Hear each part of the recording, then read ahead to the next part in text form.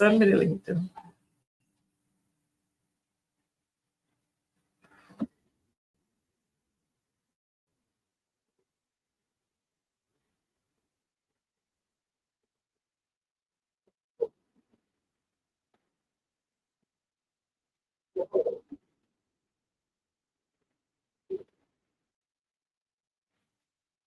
Well, it's a wonderful night tonight, Wednesday night, and we're happy to be here for another edition of Advancing the Cause. Well, tonight we said we're going to be talking about Guyana, and we said all of Guyana is we own. And all of this are coming in midst of all the foolishness that Venezuela has been touting out there. 5/8 of Guyana belong to them, and what they're going to do and the referendum and all kinds of things. So tonight we're going to be talking about that. But first, let me say thanks for being here. All the usual suspects. Those from Barbados, Trinidad, Jamaica, Switzerland, all over the place, everywhere, and all of Guyana. Thank you for being here. And of course, I must say happy birthday to those who would have celebrated their birthdays from Wednesday last to today, and those who are going to celebrate birthdays after today. And of course, we must send out our condolences to those who've lost loved ones. We pray that God will give you the strength you need at this time, and that you're going to use the memories of your loved ones to keep you going. Tonight, we have a very special young man who's going to be talking with us. He's going to tell us more about why all of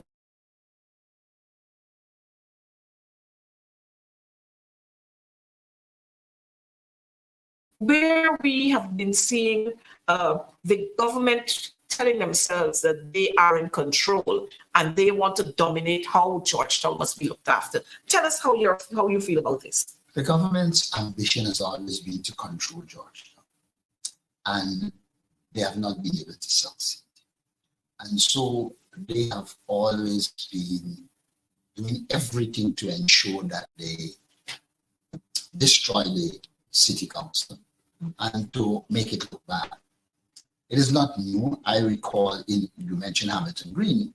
In Hamilton Green's time, he had made a proposals for the lotto to help the city, and by the government, they just refused the city council it, and they proceeded to do it, and now they make a lot of money on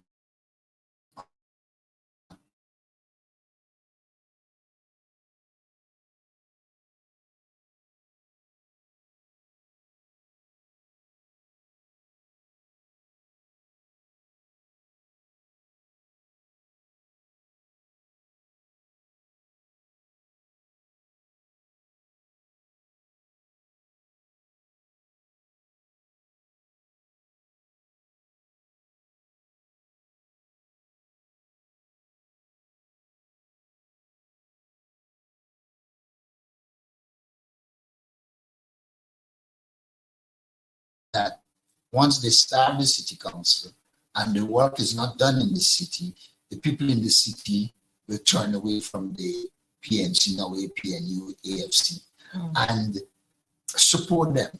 But history has shown that people recognize what they are up to and people shun them on these issues.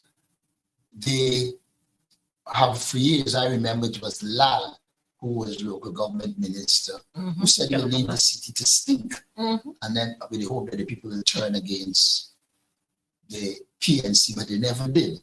And so it's just a case of vindictiveness. It's also a case of the PPP's desire for total control and domination. Just recently in Linden, they tried to impose a town clerk on Linden, and Linden objected. I saw in today's papers an advert, they now put out an advertisement. And I assume by their style, they would want to still put the PPP hack that they have there as town clerk. Of course, that has to be confronted. So the People's Progressive Party was never interested in local democracy. For them, it's domination and control. Even in some of the NDCs that they would have won, if anybody disagrees with them, that NDC will feel they belong to the PPP. They are not people who believe that local people should run their own affairs. They don't believe in local government.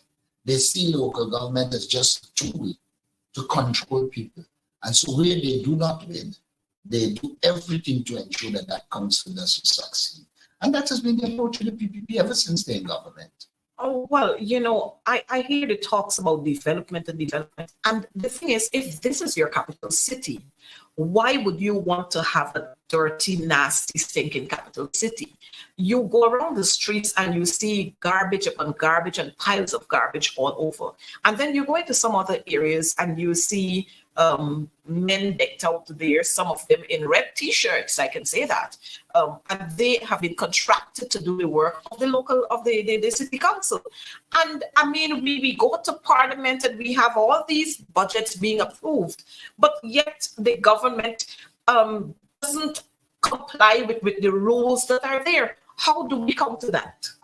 Well, the government, like I said, has no interest in local government. Their interest is in domination and control.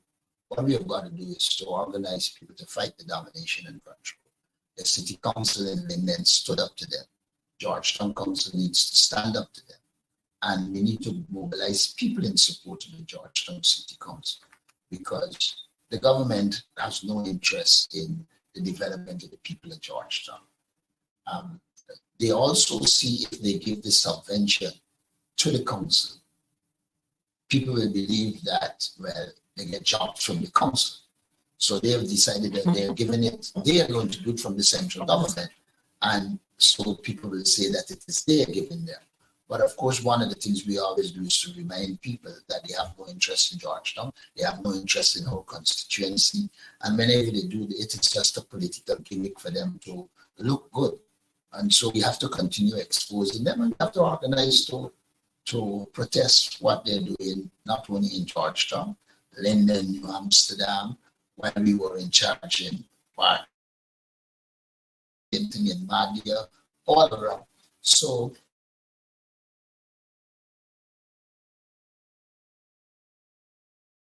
all around the place, everywhere you go, you see one Guyana. One Guyana, they even have pins depicting one Guyana t-shirts. So you're actually saying that the one Guyana story is far from the truth? it is a gimmick.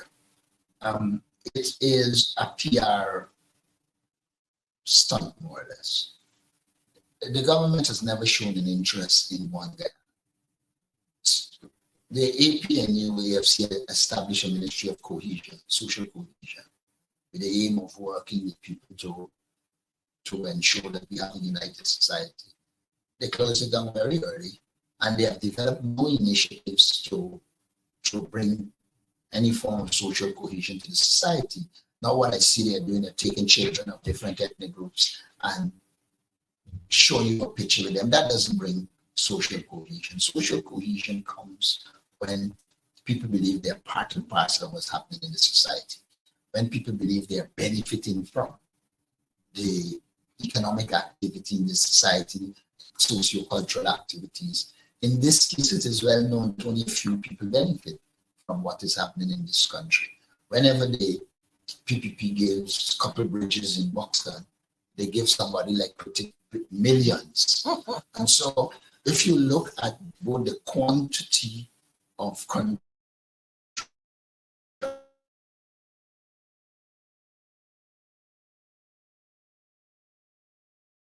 to persons, African Guyanese, persons who are considered non-PPP. And so the whole aim is to strengthen the PPP, but it generally has the negative effect of weakening them, because as people see what they're doing, more people are becoming exposed. And then it is affecting their constituency, because the greed is at the elite level.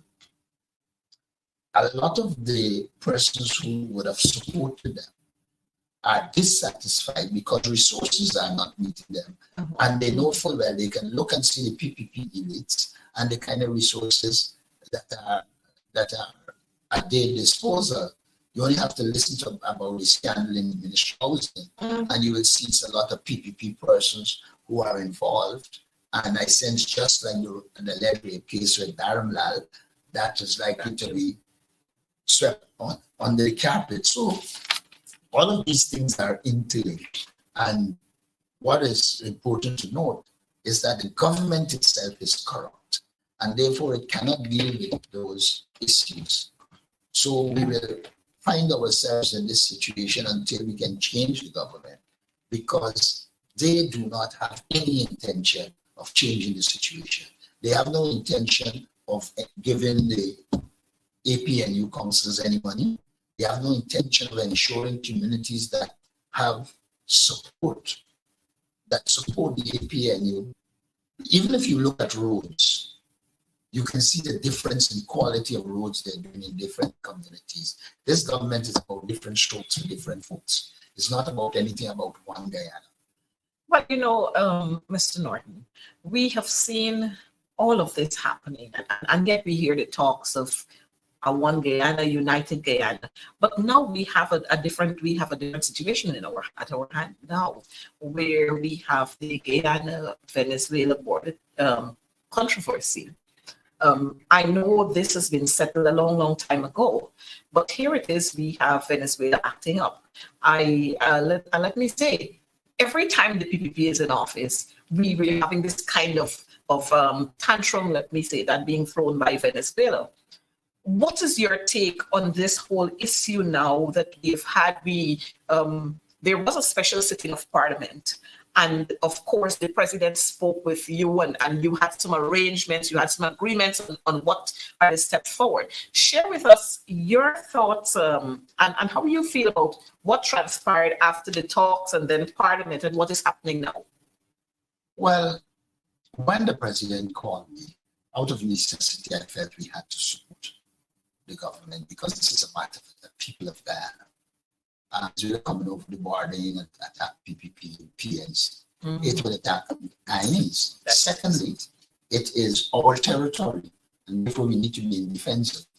And so I thought that the correct thing to do, which was done historically, is that the opposition supports the government today as it relates to the Guyana-Venezuela territorial controls. It was envisaged at that time that the president will engage, the Minister of Foreign Affairs, the shadow minister will engage, and that at some stage we will have come up with a national plan moving forward. We end up having to say to them what to do from a distance, because it is we who force them for a public information program. They had none. And it is when we made noise that they were going out and share these things that they sent Kwame to call people to send some.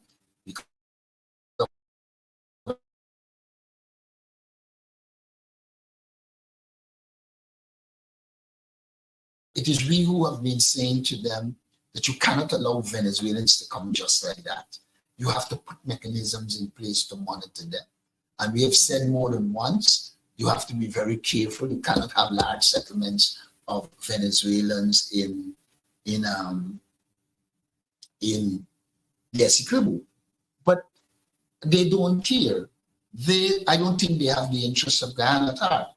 When it was announced that the president is going to go to this summit, I chose not to say he shouldn't go. I thought we would have heard that one of the things he was going to do was to use the opportunity to engage heads, etc., to promote the Guyana-Venezuela territorial controversy. Many people believe it was the wrong time for him to leave, but let's assume we were giving him the benefit of the doubt.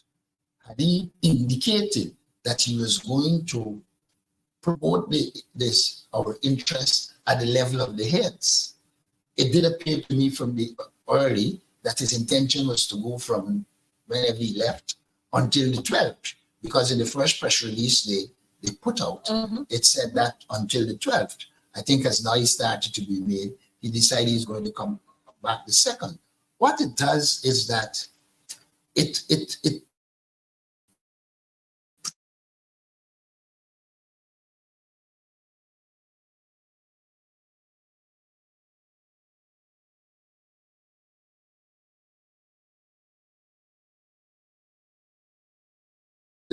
promoting the Guyana-Venezuela territorial controversy.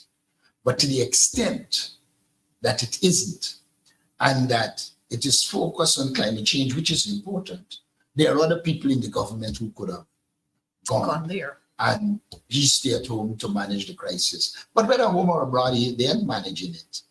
Like I said, we have been saying to them regularly, this is what you need to do. I think until now, if you go to them and say, how many Venezuelans came in last week? Where are they? How many of them are entitled to citizenship? How many of them are economic refugees? How many of them are economic migrants? The government cannot tell you because they have not put anything in place. It is we who have said to them that you have to recapitalize the Guyana Defense Force. You have to intensify its training. So it is we who have been saying to them what should be done. Even in the first phase of preparing the motion they were recommending was extremely weak. And I felt as leader of the opposition, you had to be associated with a much more profound motion to take motion. And so one can also conclude the fact that Barra Jack, who was the talk and the tongue of the PPP, did not speak on the Guyana-Venezuela territorial controversy in the parliament, suggests that he didn't have an interest. And then when he was caught suggesting that we should give them a pathway to the Atlantic, he then turned around and tried to suggest that Desmond Hoyt was the origin of it. What he didn't say to people is that they took that from the Venezuelan memorial that Venezuela prepared to send to the International Court of Justice. So apart from the disingenuousness, you've seen a clear indication that they have no interest in the Guyana-Venezuela territorial controversy and managing it properly. Who would put Kwame Mackay in charge of a national public awareness program? I mean, I could understand him with a political party and going on and ranting and raving. But at the national level, when you're talking about a public relations campaign, it needs a certain amount of professionalism. It needs a certain amount.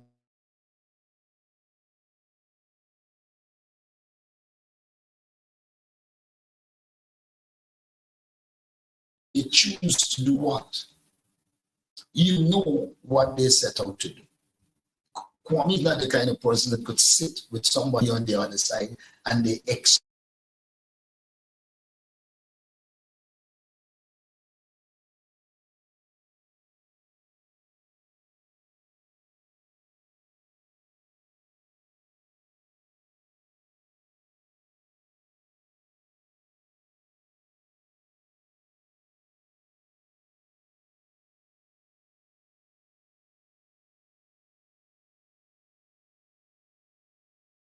got to be able to engage stakeholders to get it out there. So the choice of persons to do things also can tell you a lot.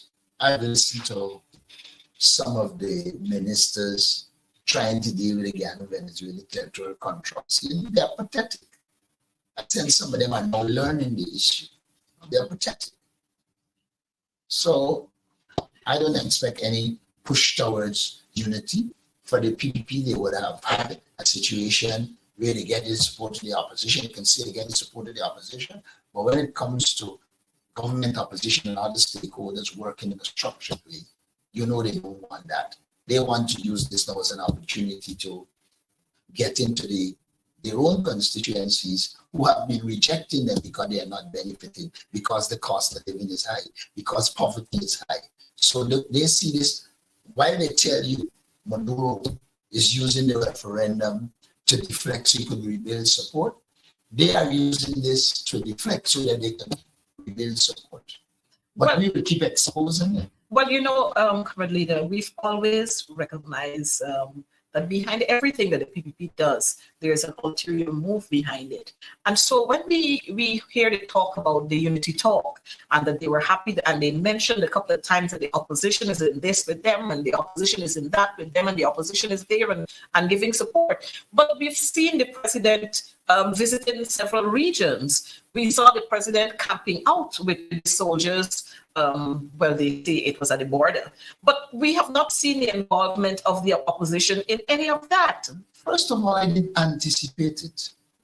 If you see how the PPP operates, they're not a political party that believes in inclusiveness. And so I didn't anticipate. Let me give you my analysis even before we agreed to work together there. The first thing I knew is that it was important for us to have unity on this issue. And so that was said. I thought it was important for us to have the joint motion in Parliament, which has become a resolution and now adopted. I believe that we, all Guyanese, should be sensitized to the Ghana-Venezuela territorial controversy.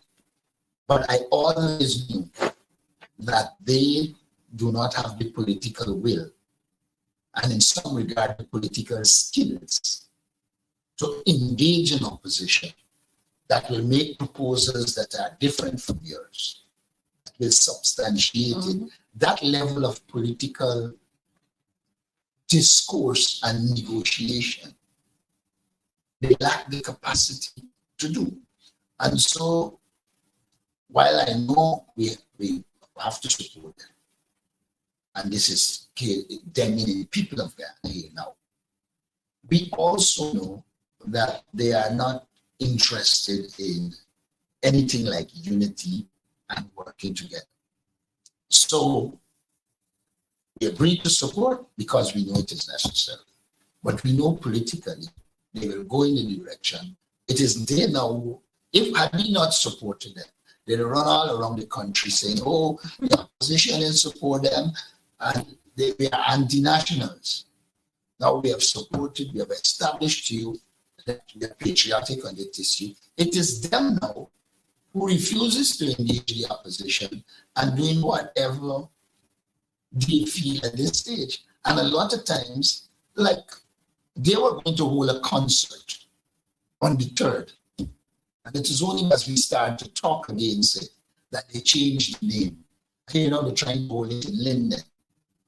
Which government that is serious about the Ghana-Venezuela territorial controversy will, on the day of the referendum, want to hold a fun activity rather than taking your time to educate people, to talk to them about the options that exist, and to give them leadership as to where we are going and what should be done after the referendum. You've heard none of them that from the government because they lack the capacity to do it. There are like 5 or 6 options that could be analyzed. And then you say to the Guyanese people, these are the things you should prepare for. Let us not forget that the president arrived at the border because the people there they were given no guidance, they were given no reassurance, and they started to leave. So it's not a case in which he's some forward-thinking person and went to in PNC days, you had a frontier policy. So you had in most communities the training of people, giving them the capabilities to defend and protect themselves. There's none of that exists. So it's not a case of a government governing, it's a case of a government being led. And it is the exodus of people from those communities that send them scurrying into those frontier areas. And that is where the problem is. Well, I was going to come to that because I recognize that, and we've seen that where coming from Port Khartoum alone, you had 5 flights on one day, and then you had 4 more on another day. And so the people just kept moving out of some of those areas because they're fearful. And this, like you rightfully said, is as a result of no guidance or no assurance being given to these people. And of course, I am living on the borderline, then I have to rush to somewhere where I think it's safe. Now, we saw the president going out there and sleeping in a hammock and all kind of thing with the military men there. But the kind of assurance that we were expecting to have from the president, meeting with residents in Region 7, parts of Region 1, and so on, I thought that we should have had some form of some compounded, some complex statement or something, or assurance given to the people. What we saw there was fake hands, a whole lot of gimmicks promising this and promising that, rather than dealing with the issue that's at hand. And before you comment on that, I noticed, like everything as you said, they're not interested in unity. It's just a matter of talks. And so we would have had the opposition leader having a meeting, and then we saw Vice President Jack Dio having a meeting on the Essequibo Coast. And, the citizens are saying, why can't we not have a press conference with the leader of the opposition and the president if you're talking unity? Why can't we not see the members of parliament? We're taking out ministers now, members of parliament walking around to various communities, distributing flyers, educating persons. You're not seeing any of those. I have always argued, especially with Japanese, when it comes to issues in which you have to do analysis, they are not comfortable. Now, don't forget, on this issue, you can't use, unless you're using Venezuela. So you would have had to have clearly worked out ideas to speak to people about. And then you would have had to be prepared to answer the harsh questions. Now, they weren't prepared for that. I would have a press conference with their finale, but even as you prepare for a press conference, you have to know what is it you will tell people to reassure them. When you saw, when I engaged the president, and we started to tell them about where we think they should be sending envoys, etc., it was obvious to us that they were doing some work, but it wasn't comprehensive work in which they could go out and say, well, we have reassurance from Brazil on this issue, or the United States, or Cuba. So your first line of defense has always been diplomacy. Okay. And if you were not achieving your objectives on the diplomatic front, to go and say with confidence, we have the support of these people and you need not fear. The government couldn't do that. And that is indicative of weakness. The government could not go out there and say, well, look, we have prepared a public relations strategy and look for it unfolding. In the first week, this is what you're likely to see. In the second week, this is what you're likely to see. And then we will be reorganizing the people's militia. And then we will have community preparedness for an eventuality. None of that exists. And so they cannot go out there with confidence and say to people anything on this issue. I have survived or lived in 1976 when Venezuela acted up. But we could start at after we became independent and Bonham took on Cocoa, where Bonham made that famous speech. And then during the Geneva Agreement, well, I was a child then, but you would have read. But in 1976, when they acted up, Bonham was in the forefront of saying, we're setting up the People's Militia.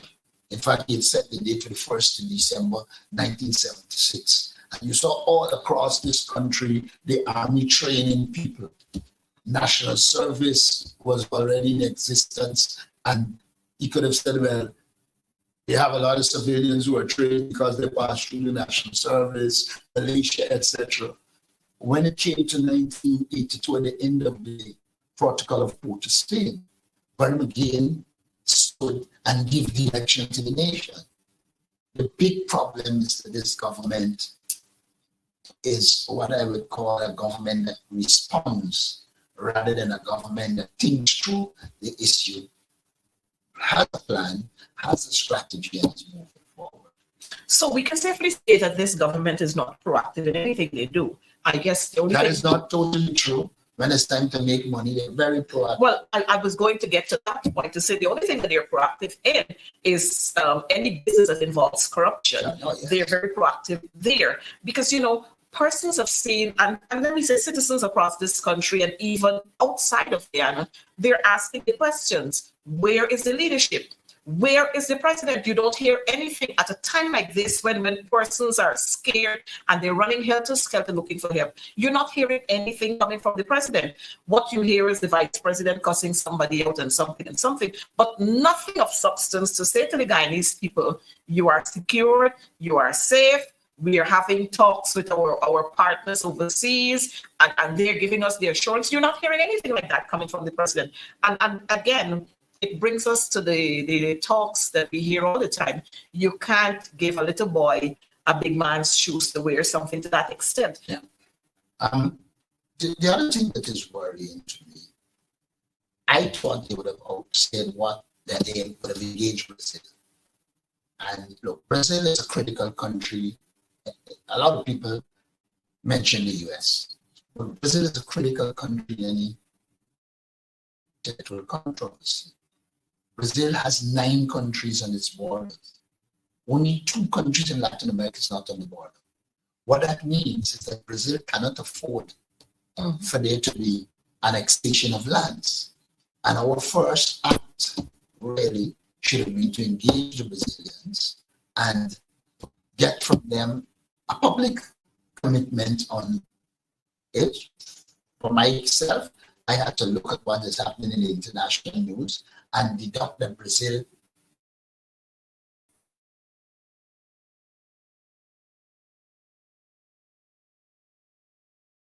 anticipated, etc. The other problem I think I always have with this government is that the ebb and flow.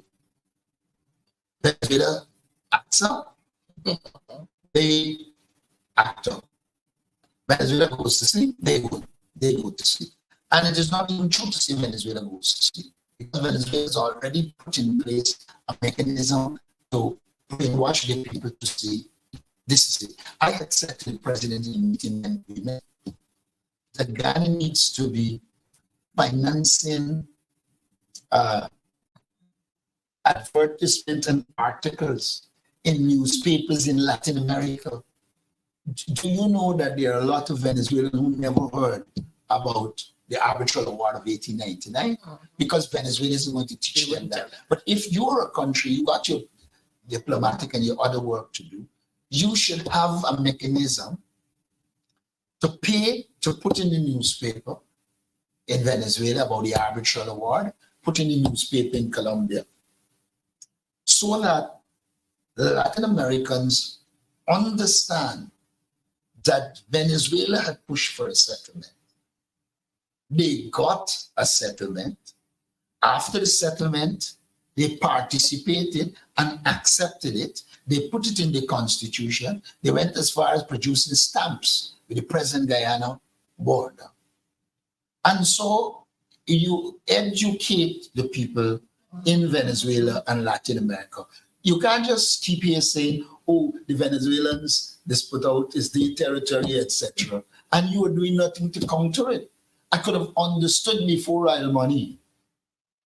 When we took the 80 million advance, Bonus, yeah. but to deal with the Guyana-Venezuela territorial controversy, the idiots run all around saying how it was fraudulent, etc. But they had the same money to pay when you go to the ICJ. They should have already put aside some money, but they're gonna reduce what they're gonna teach. But they should have already put aside some money for an international public relations campaign that sensitizes people in Latin America and the Caribbean as to the Guyana-Venezuela territorial controversy. While governments might know, when a people know, those people will bring pressure to bear. And you are seeing some good signs in Venezuela that could allow you. Yes, they said they united with the opposition, but there are parties who say, look, this thing is to deflect from internal. The Communist Party come out and say, now all of these, if you are thinking leaders, all of these are openings that you should have been exploited. I would have dispatched an envoy to speak to all of those who take that kind of position. And you could, when a certain Caribbean politician said that Ghana and Venezuela must be a zone of peace, I took off on that politician in the National Assembly, because you cannot say Guyana and Venezuela must ensure the Caribbean is a zone of peace. There has been no aggression from Guyana. Guyana has always pursued the peaceful path. And if a head of government says Guyana and Venezuela, they are implying that Guyana is contributing to it. And there was not one word from this government, not one word. We just released a statement, the opposition leader in Ghana and the opposition leader in Barbados condemning it, because this is the other thing that they should have been doing. You know that Venezuela is using Petrocaribe to attract. You should know, I said in my budget presentation early this year that the government has no foreign policy of oil. You got oil resources, but they don't see a foreign policy dimension. How do we utilize some of that resources to counter Venezuela in Barbados, in Trinidad, in Jamaica? And so what you're doing is you're allowing Venezuela to use whatever resources they have, even though there was an embargo on them, penetrating our first line of defense. We have always said that we are involved in consensusism.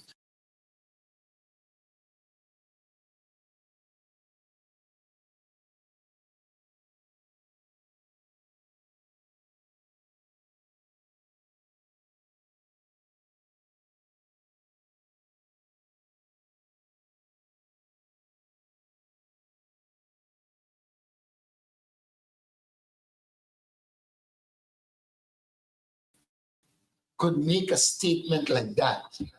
It says clearly that Venezuela is penetrating one of our strongholds. And therefore, you should be organized to deal with that. That doesn't occur to you, Fanali and Barajak. Or they decide that the money is not best spent on protecting our sovereignty and territorial integrity. Well, I was going to come to that. I guess they feel that there's no need to spend any money on engaging our partners. And like you said, first line, those who are close to us, then CARICOM or the Caribbean, and then Latin American and further field. They don't see any need. Concentricism in foreign policies. The other thing that really struck out is the fact that we have seen through social media and other forums where Venezuela, they're actually teaching in school that 5/8 of Guyana belong to them. They have it on their map. And let me go a little further. Right here in Georgetown, in Albert Street, there was a Venezuelan who had a cart there selling, and he had the map drawn there with Essequibo on that part of it. Yeah. Just recently, today is Wednesday, on Monday, at one of our nursery schools, the children were asked to draw, they were given the map of Guyana to color the map of Guyana. And a little Venezuelan child is in that class. You know what that child did? He colored the part of Essequibo, that part there, in the colors of the Venezuelan flag. And what the teacher couldn't do anything about it. He left Demerara and Berbice, and that's the part he colored. So it is saying to us that Venezuela, they have been teaching their children from a young age. What have we been doing here? We throw away our national songs. We do away with national service. We do away with the people's militia. Everything that reminds them of the PNC and Lyndon Forbes Sampson Boredom, they throw in a corner. And they seek to replace one people, one nation, one destiny with one Guyana. With one Guyana. Yeah. And so here is it now. We are now left here trapped in a situation where our people are running helter-skelter. They don't know where to go. But if we had those same components, the Guyana People's Militia, the National Service, then we would have had enough servicemen not to go to have a physical war with Venezuela, but we would have had them there parading in patrolling, as a matter of fact, in those neighboring communities, giving persons the assurance. We could have even used those servicemen and women to distribute the pamphlets and so on that we talking about. But I guess that's not important to this government. We are so weak in governance and the government's approach. This is the era of technology. You don't have to be at every border point, but you can set up the technological capability. Even if we put every Guyanese and whole hand around the border, we can't cover it. But we can use the technology to be able to monitor. And if you have a center and you have all the technological capabilities, you will see where people are coming from, and your armed forces could deal with it, etc. The police could deal with it. But let me say this to you. I spoke to, just for the want of it, go to a young policeman and two young soldiers that I just put up, and I didn't even know if they know me. And they knew nothing about the Guyana-Venezuela territorial controversy. Wow. We have made the mistake, or the government has made the mistake. Any child born post-1992 and went to school in that era will know nothing about the Guyana-Venezuela territorial controversy. That's true. Because we have not, in a structured way, sought to put it in the school system. You go to functions now. And if ministers don't have a song sheet, they can't sing national song. That's true. And that says to you that even the basics for patriotism are being eroded. Well, don't forget, you remember we had a president in the form of Janet Jagan who couldn't repeat the national pledge. She didn't even know the national anthem. So that in itself should tell you where we are. And this is what is happening in the schools as well. I don't know how many children in school can repeat the national pledge just like that. How many children can sing the 4 stanzas of the national anthem, more so national songs? Yeah, look. We have, or the government has killed nationalism. While you might be different ethnic groups, you live in a geographic space. And therefore, in addition to that, you have a threat. It is incumbent on the government to ensure the people are educated. You cannot wait till you are in a crisis and then educate people. I look at the debate in Parliament, and I saw clearly the lawyers had given the government a lot of material to work with. But you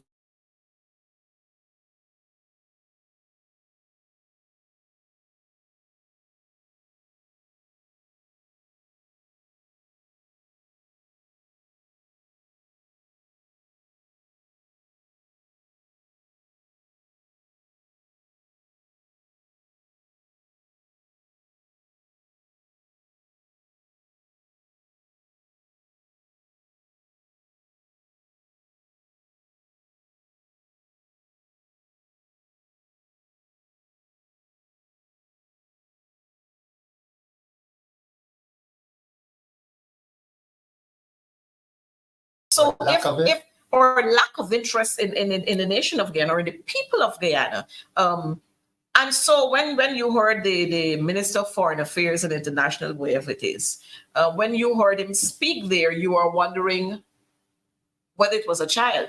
And so if there's no interest from my VP, why I must show And interest, or why should there be they any were passion? making some common errors, like, and that's why when Truth did the Geneva Agreement, pointing out clearly that this agreement didn't reopen any controversy. It created the conditions for a legal framework to be dealt with peacefully.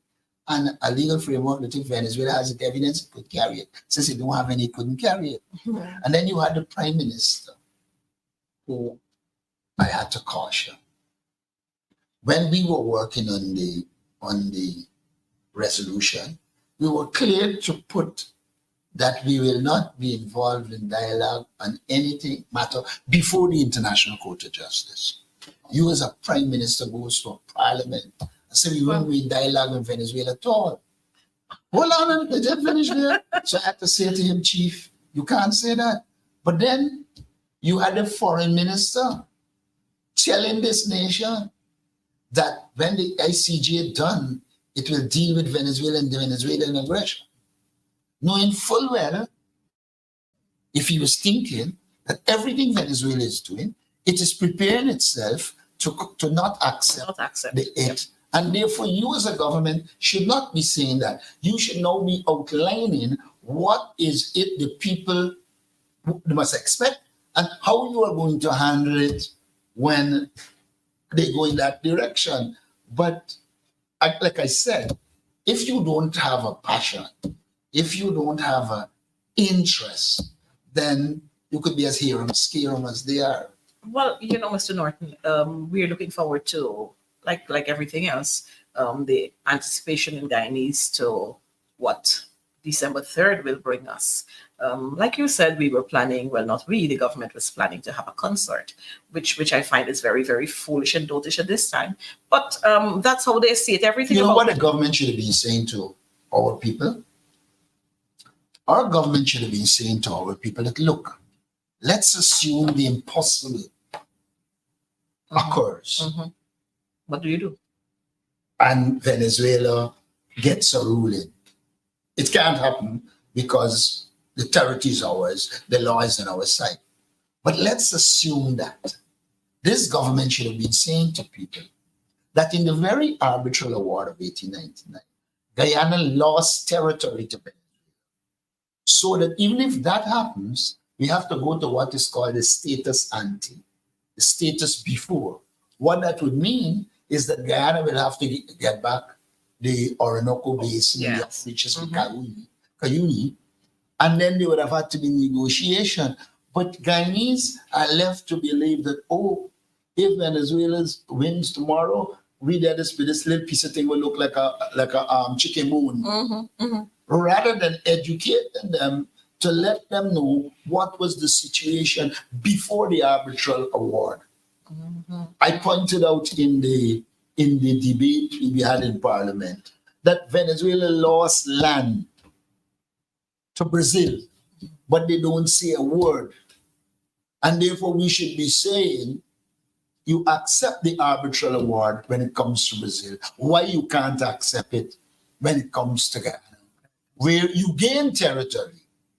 And with Venezuela, you lost. With Brazil, you lost territory.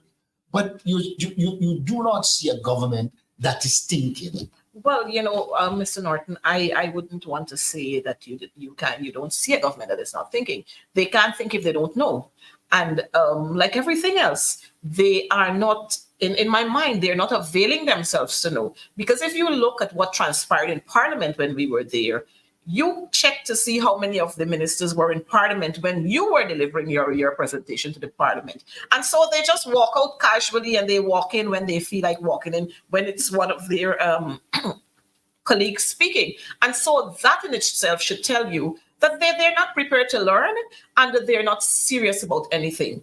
Our nation, they await December 3rd. What are your words to this nation? I would say to the Guyanese people, the point I just made, I don't think you should be cautious. You should prepare for any eventuality, but we do not necessarily think that at the end of this 3rd of December, Venezuela is going to have this big invasion, etc. Okay. I think we have developed, the government should be saying, we have developed enough international support to act as a deterrent to them. However, even though that is the case, we must still be cautious and work out with people if there's any eventuality, what is it that you need? First thing I would have said. The second thing that I would have done is to reinforce to them that this territory is ours and increase the amount of soldiers we have in our bordering communities to give them a sense of, well, I am protected. I am, we call it, because also it is known that the terrain that Venezuela will have to cross is not that easy. And so, depending on how you organize yourself, you can defend your people. The other thing that, to me, that would have been critical is you should have spent a lot of time educating them on the Venezuela territorial controversy so that they themselves feel committed to it. And you should have said to them, in the eventuality, this is our plan. Will we evacuate you? Will we send in people to help you? And outline a plan for them. Very well. It is very important in these kinds of crises that people see you giving leadership and they feel confident that, look, you know what you're about. As it stands, they have allowed people to feel they know what they're about. So airplane going out becomes more important than the airplane with them going in. Going in, yes. And then you superficially pass, go and put a flag somewhere and assume that that is going to instill confidence. This is going to instill confidence. And even if it had instilled confidence, you gone a day after out to the country. Well, that's the other thing, you know. So persons are very concerned that the prime minister, that the president and the vice president, they have left with other senior government officials, and we're not sure who those government officials are, but they're all out, and we're left here. As a matter of fact, today at the National Track and Field Championships, you heard comments like, well, they left the country for the opposition to take over, and the opposition should take over now. But the thing is, again, like you're saying, the government, they have no plan. They're incompetent, and all we need to do is to vote them out because they're not interested in the welfare of the Guyanese people. And they are corrupt. And, well, of course, and they are yes. divisive. Well, their approach to this issue established the divisive nature of this government. If this government had any iota of interest in unity, this could have been an opportunity to be utilized to portray unity. Well, you know, you hit that hammer on the nail because I've seen public forums. I've seen them at forums in the schools, and I've also seen a flyer where we had Admiral retired Gary Best. He was supposed to be one of the speakers, and his name was withdrawn there. And I know teachers have complained to me that they have put out programs for their schools to sensitize their fifth form and fourth form students. And when that was sent to the Ministry of Education, presenters' names were pulled off, and the minister just inserted herself there. And so that, like you rightfully said, it is showing us that the PPP are just about themselves. Yeah, the three Fs, and they try to politicize every single thing. And when they hear the opposition speak, then they tell you that you're politicizing and you want to gain. Well, on this one, I think they're caught with their pants down because they have no opportunity to say, we did not meet out to them. They have no opportunity to say, we didn't give them a welcoming hand. They have no opportunity to say, we did anything that breached the unity. The unity has been breached by them. By themselves.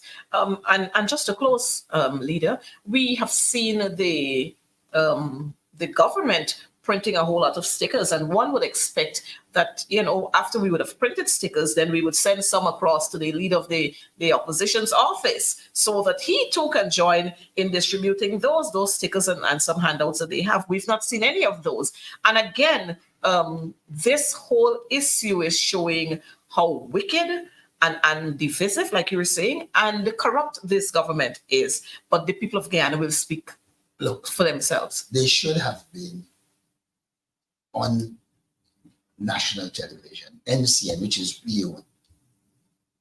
Proper statements are articulated by government and opposition. Mm-hmm. But they continue to operate as if NCN is their own, so the opposition can't go on NCN to talk anything with Guyana, Venezuela, territorial countries. Mm-hmm. And again, that tells you that their interest is not anything national. It is purely political. Some Guyanese say to me, you shouldn't even extend a hand of unity to them. They have created two Guyanas by their action. One which is PPP and the other one which they think they must fight. With all the time. Yeah. So that's well, Comrade Norton, there was so much that I wanted to talk to you about this evening that I'm sure our viewers would have liked to hear about.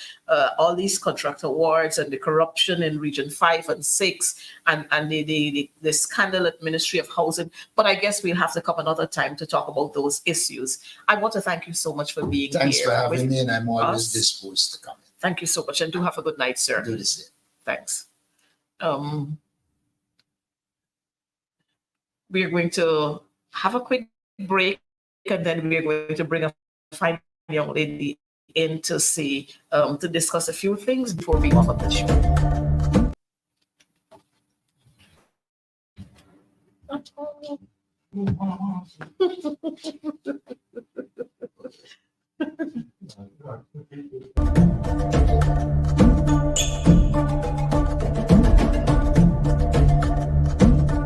I heard, for instance, Jacques, who's a liar, and before I go there, let me deal with him. I think he's mentally ill. I cannot understand how a man knows that he was born 1964. He knows from the very Chronicle newspaper that they manipulate and control that Amelia's Ward was opened by Forbes Burnham in 1969. Yet this man, who would have been 5 years of age when Amelia's Ward was built, will repeat that he built Amelia's Ward. And when he arrived there were no houses. It has to be a madman. I don't see how a normal person could know in this era, when you could fact check something, will continue to say something that is completely stupid. It makes no sense, and it does him no good, except that he doesn't understand that it does him no good. So the People's Progressive Party approach is optics, lies. I mean, I don't think Jack Neal can now define the difference between truth and a lie. It has become interwoven into his fabric. They are operating based on the installation of fear, the misuse of government employees, among other things that they are doing. Our strategy is to continue to work on the ground, carry a message to the people, and we are satisfied we are going to beat the People's Progressive Party in these upcoming elections in the areas that they are also claiming that they will win. But we will see.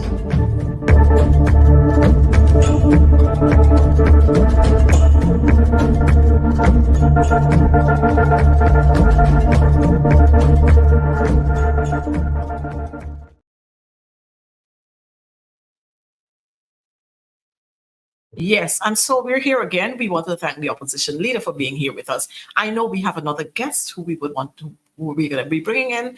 She was there patiently waiting. My colleague in Parliament, Catherine Hughes, Member of Parliament. Good night to you, my dear, and former Minister of Tourism. How are you tonight?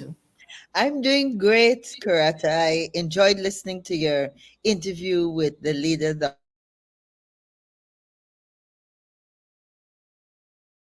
different things and issues. Well, Kathy, thanks for accepting the invitation to be for being here on Advancing the Cause. Kathy, we have this territorial controversy that we're having. But we're not going to talk a lot about that because the leader spoke about that. But Kathy, there's another controversy that we're having in this country. And it seems to be the controversy where the PPP, they seem not to respect anybody. Just recently, we had the vice president calling you a lowlife. We had critics calling Guyanese, and especially those of African descent, hungry belly. And we had the dildo story, and we had the. I know that this must be aggravating for you. Tell us how you feel about the comments from the vice president. Well, Coretta, I have to be honest and say, when we recall all the incidences you have just mentioned, and there are a couple others I'd like to remind us of. We had Barry Ramsaran, who threatened to slap that activist, remember? We had the Attorney General, the current Attorney General, who was recorded trying to solicit a reporter for his uncle, as if she was a piece of property. Recently, in our parliament, we've had the situation with our colleague Tabitha Saraba Haley, who was actually assaulted, who made a report that she was assaulted by Kwame McCoy. And we remember that unfortunate situation where there was a member of parliament who was a witness to the assault, but the police did not entertain that witness because they said they were a member of the opposition, which is absolutely ludicrous. And then, of course, we had that dildo comment, which I don't think you could get any lower or any worse. To have a sitting minister of government stand in the parliament and in his speech make the most derogatory comments and mention a sexual toy and suggest that, a female and a member of this most honorable house needed a dildo. You can't go lower than that. And so, to answer your question of how I felt, it's sad that I wasn't surprised. I should have been surprised. I should have been shocked. In any normal society, the individual would have been. I was distressed. I find it unacceptable and not the kind of discourse a vice president sitting at an official, because he wasn't on the street talking. He was actually in an official press conference representing the government. And so it is most unfortunate. What kind of example are we setting to young people? Why can't we have a contest? An election is a contest every 5 years, but there must be a basis of mutual respect, which does not exist. And so I think that, we started off remembering all these unfortunate incidences. It's in their DNA. It's how they operate. And it is totally unacceptable. And I think as Guyanese, especially as women, we have to say, no, no, no, this can't work at all.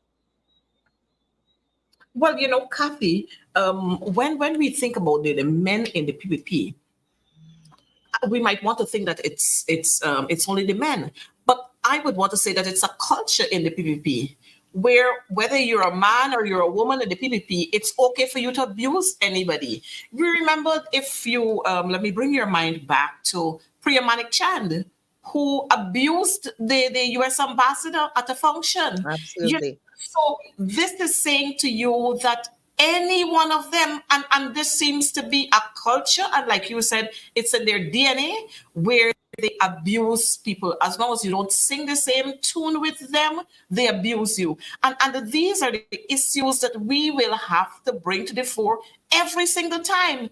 And we will have to remind our nation that Guyana, all of Guyana is we own. And we have a part, an equal and important part to play in this country, whether we sit as opposition or we sit as government.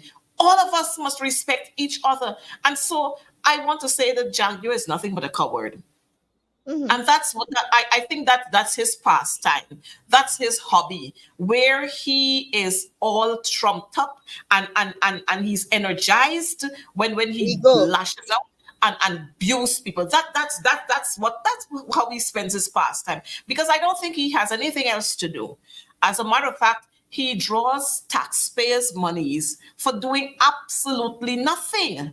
And that's why I made fun of it a couple of weeks ago when I said Jagdio should be on the front line. He should be on the border there. He should be one of the persons there. He and Dharamlal and Anil and Anand Prasad and Kwame, Absolutely. Priya, Gail, all of them should be out there since they would have disbanded the Guyana National Service and the People's Militia. They should be out there with their Instead of uniform. being instead of being in Dubai. And well, that's another story, you know. Here is it: the father has left his children with the wife to face the enemy, and he gone running, which tells us that our people, these people are not serious about anything. Well, I shouldn't say they're not serious about anything. When it comes to money and corruption Mhm, and mhm. digging their hands into the cookie jar, yes, they're serious about that. Anything else? No.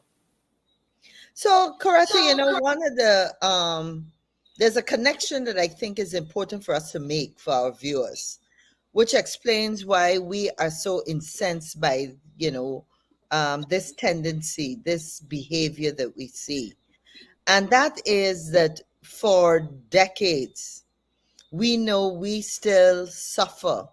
Women in Guyana still suffer the high levels of domestic violence. We see that unfortunately, almost, I would say at least once or twice a month, there's a horror story of a woman that has been attacked in far too many cases, Mhm, killed, stabbed in the neck, in the back, quite often by a partner, somebody that she knows.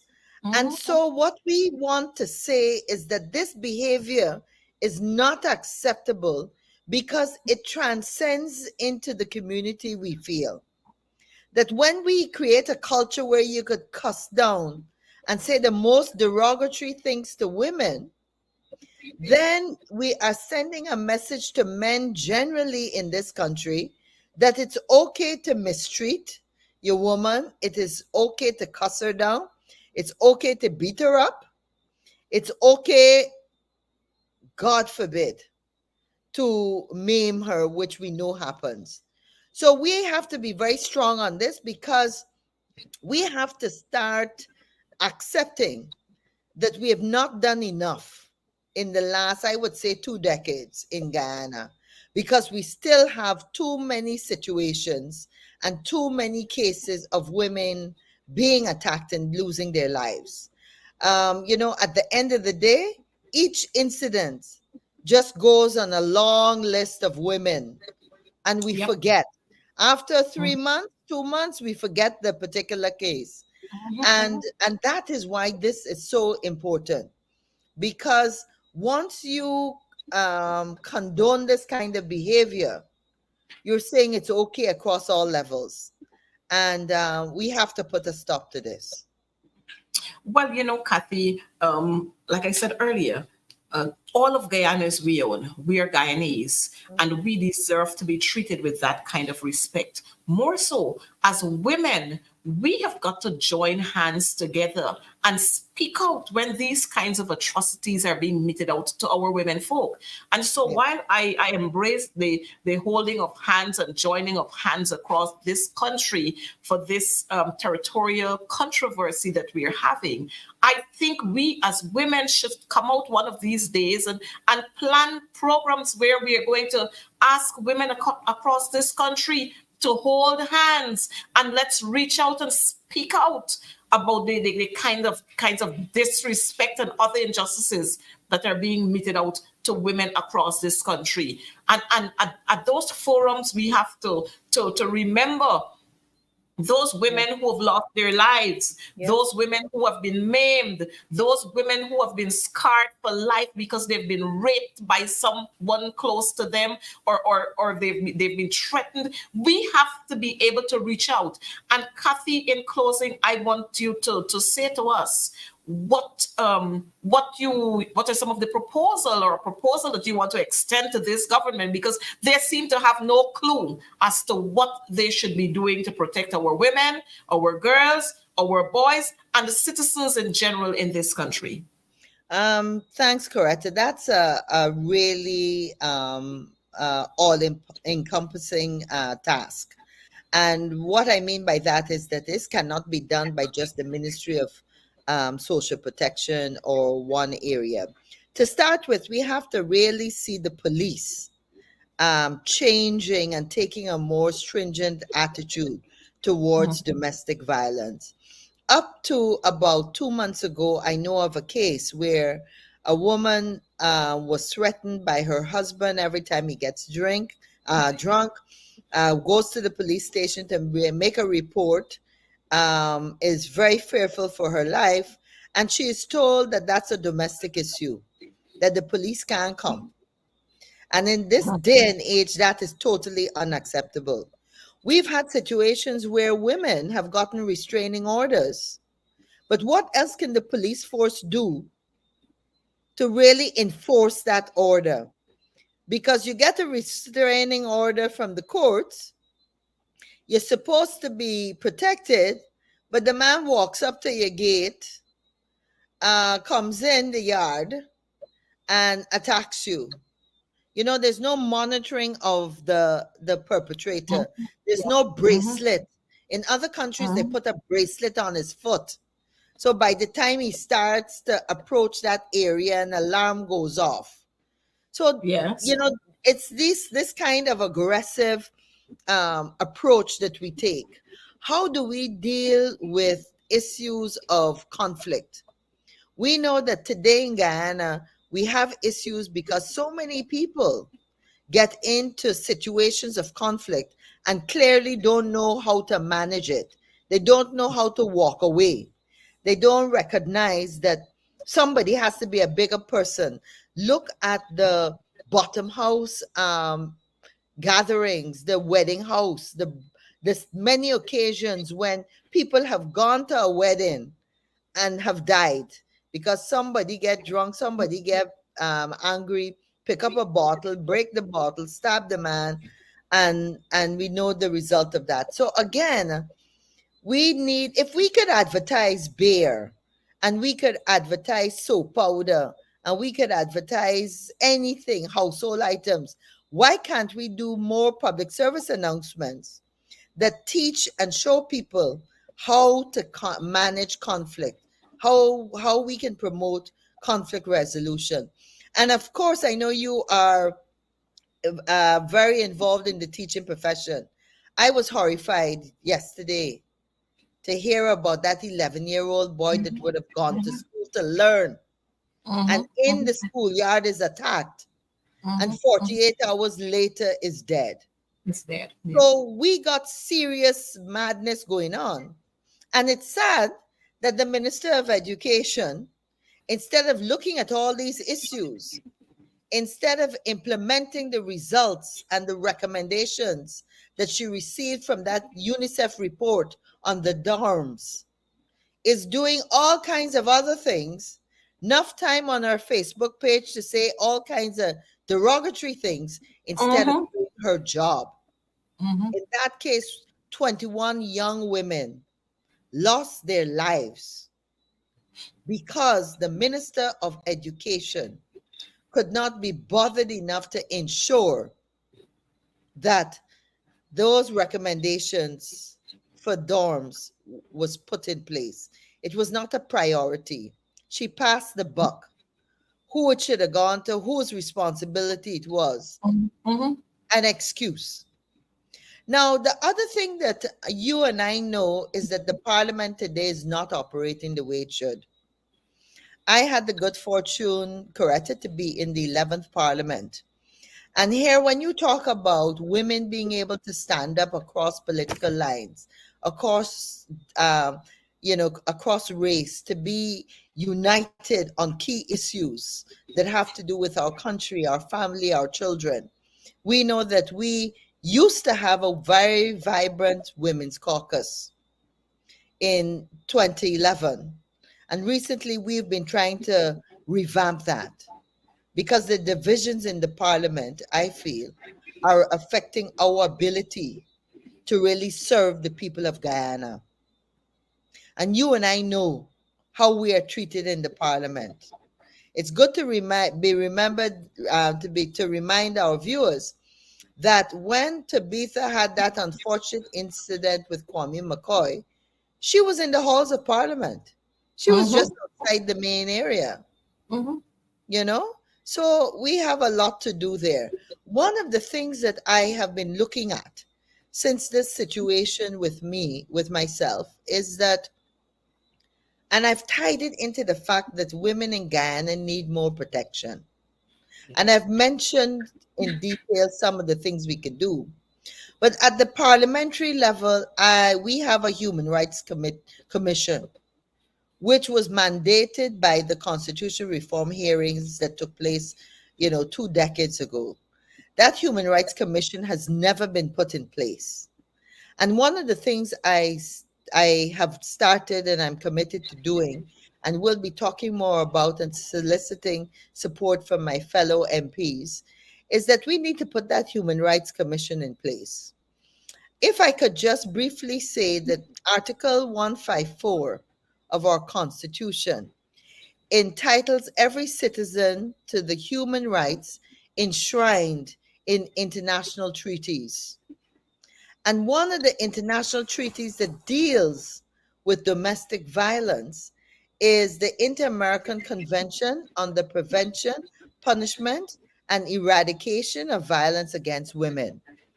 If we sign, or if we have a Human Rights Commission, it means that Guyanese, and you could be an individual, you could be a group of women or men, you could be an NGO, legally recognized NGO, member of civil society.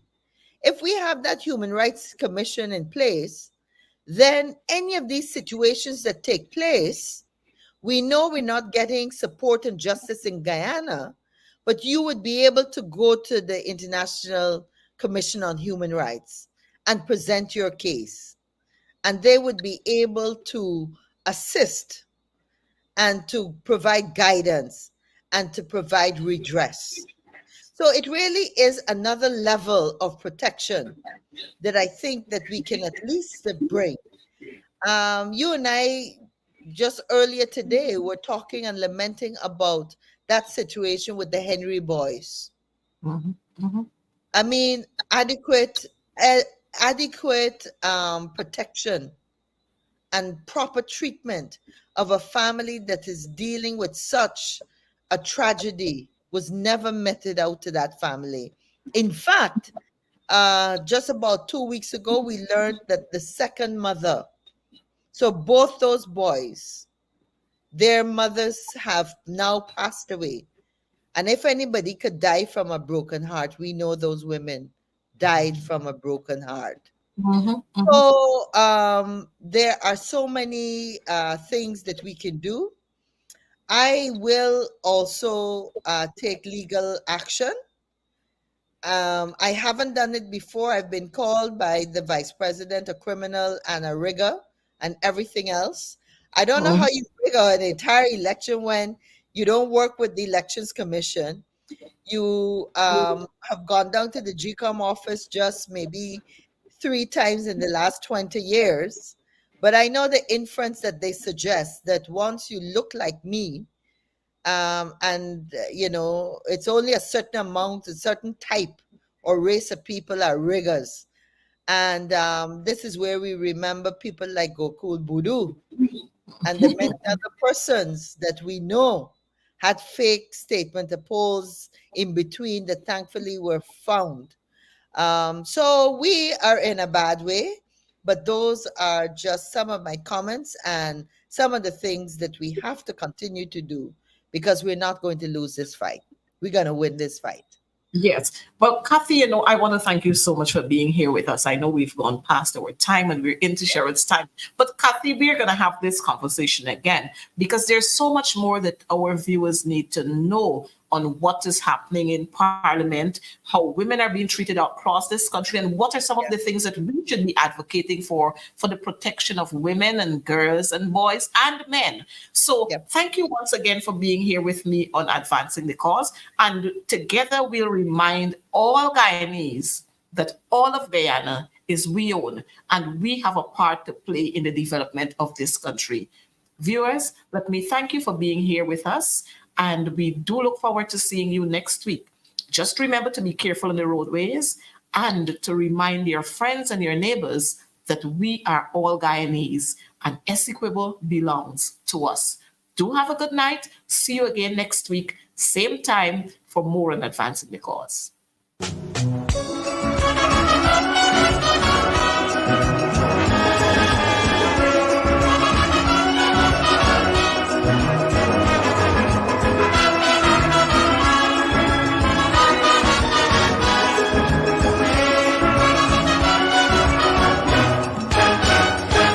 Venezuelans, they causing confusion.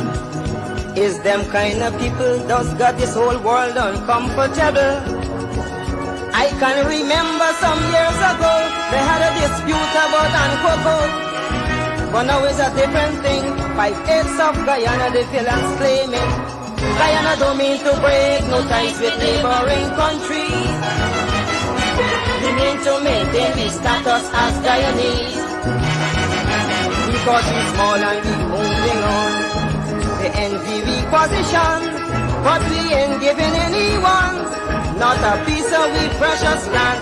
No way, we ain't giving none, not a piece of we precious land. No way, no way.